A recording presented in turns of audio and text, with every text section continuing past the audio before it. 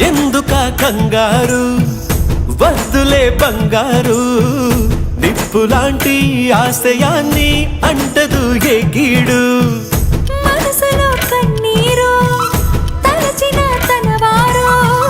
కరిగిపోయే రగిలిపోయే తోడు నీకున్నాడు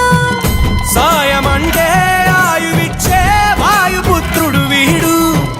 గుండె గుడిలో నిన్ను కాచే కండగల మునగాడు మాటిస్తే తప్పని వాడు నిన్ను మనవాడనుకున్నాడు నీ కల నెరవేర్చే కర్తవ్యంగా ముందడుగేశాడు